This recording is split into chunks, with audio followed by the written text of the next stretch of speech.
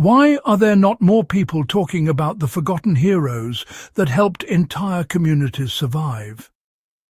If you believe in the power of resilience and unsung stories, make sure to subscribe, like and share, because together we keep these vital tales alive. In WWII, Britain, hunger was a constant threat as U-boats cut off food supplies and rationing left families with little to eat. Amidst this scarcity, a humble plant quietly became a lifeline, the Jerusalem artichoke. Not from Jerusalem nor an artichoke, this resilient tuber thrived in poor soil with minimal care, perfect for a nation forced to dig for survival.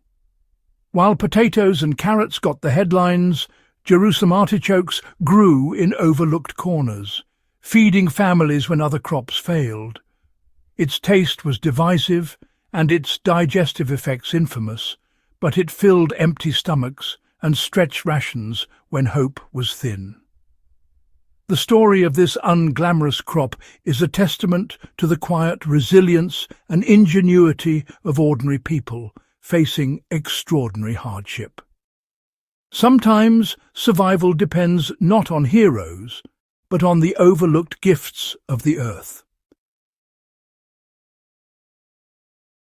The Jerusalem artichoke, or Helianthus tuberosus, is a tough member of the sunflower family, native to North America. Its name is a linguistic accident, Jerusalem from girasol, sunflower, and artichoke for its taste.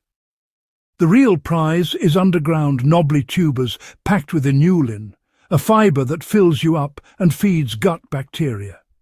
It shrugs off poor soil, pests and neglect, thriving where other crops fail. Tubers can be left in the ground all winter, providing fresh food when nothing else is left. Once planted, it returns year after year. No seed saving, no fuss. During the war, this persistence was a blessing, offering a reliable low-effort food source for exhausted families. What some called a gardener's nuisance became a community's secret weapon. The Ministry of Food's Dig for Victory campaign spotlighted potatoes and carrots, but the Jerusalem artichoke spread quietly, almost underground. Authorities encouraged its cultivation through local councils and gardening columns, letting word of mouth do the rest.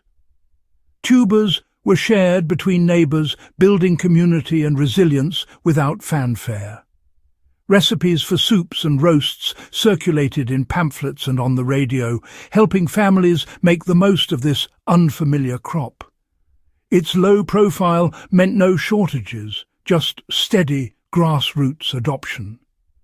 The artichoke's success was built on quiet cooperation, not top-down orders.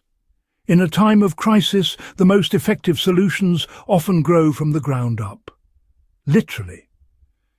The Jerusalem artichoke became a lifeline, not by decree, but by shared necessity. Villagers planted Jerusalem artichokes in forgotten corners, hedgerows, poor soil, even behind tall stalks that doubled as privacy screens. Growing them required little more than a sunny spot and patience. The plants shaded out weeds and needed almost no care. Their wild, sunflower-like appearance disguised their value, protecting them from theft and prying eyes. Families often pooled resources, dedicating patches for communal harvests and sharing with those in need. These hidden gardens became symbols of hope and quiet defiance, sustaining communities through the harshest winters. The act of planting a tuber was an act of faith in the future and in each other.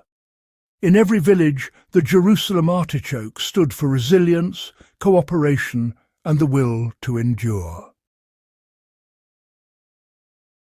Unlike potatoes, Jerusalem artichokes were harvested as needed, left in the ground to stay fresh through winter.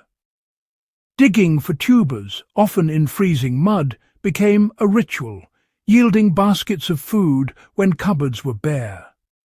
Families shared their harvests, leaving tubers on neighbours' doorsteps and ensuring no one went hungry.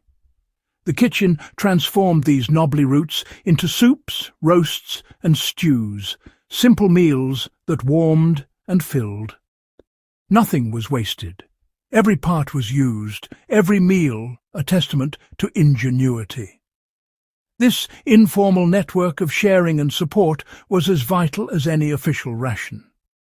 The Jerusalem artichoke's true gift was not just calories, but the sense of solidarity it fostered. In the darkest times, it was the taste of survival. When peace returned and imports resumed, wartime staples like the Jerusalem artichoke were quickly abandoned. Its association with hardship and its digestive reputation made it a symbol of deprivation people wanted to forget. Gardeners tried to eradicate it, but its persistence turned it from saviour to stubborn weed. Modern agriculture favoured uniform, easily stored crops. The knobbly, short-lived artichoke didn't fit the new system. Knowledge of how to grow and cook it faded, lost between generations, eager to move on. The Jerusalem artichoke became a poverty food, its heroic past buried under the desire for comfort and plenty. Yet its story is a reminder. Resilience often comes from the most unlikely places. Forgotten by many, it waits in the soil, a relic of endurance. The Jerusalem artichoke's wartime legacy offers vital lessons for today's survivalists and anyone seeking resilience. Perennial crops like this provide food year after year with minimal effort, a true safety net in uncertain times. Overlooked, hardy plants diversify our food supply and thrive where popular crops might fail. Using the ground as a natural larder, harvesting as needed, reduces reliance on fragile storage systems. Root crops like artichokes, parsnips and salsify offer fresh food through winter, no electricity required. Most importantly, the artichoke story shows the power of community, sharing knowledge, seeds and harvests. Survival is strongest when it's shared. Resilience grows in networks, not isolation. The humble fartichoke is a living lesson in practical, collective strength. The Jerusalem artichoke story is a lesson in unglamorous practical survival. True resilience isn't flashy. It's knowing which crops will grow in tough times and how to share with neighbours. Wartime villagers survived by embracing simple, reliable solutions, not by chasing perfection. The artichoke's value lay in its persistence, not its prestige. In a world dependent on complex systems, we risk forgetting the basic skills that see us through crisis. Growing even humble crops is a form of security and self-reliance. The artichoke's legacy is a call to rediscover self-sufficiency and the wisdom of the land. By honouring this forgotten tuber, we remember that true strength grows from the ground up. The Jerusalem artichoke's tale is just one of many where plants, people and survival are intertwined. Every landscape holds lessons for those willing to look, stories that connect us to our past and guide our future. From garden vegetables to wild lichens, nature's resilience is a narrative that unites all life. By sharing these stories, we deepen our appreciation for the world and our place within it. Learning from the past helps us build a more sustainable, resilient future. Thank you for joining this exploration. May it inspire you to keep seeking the wonders and wisdom of our natural world. The next discovery is always waiting, just beneath the surface.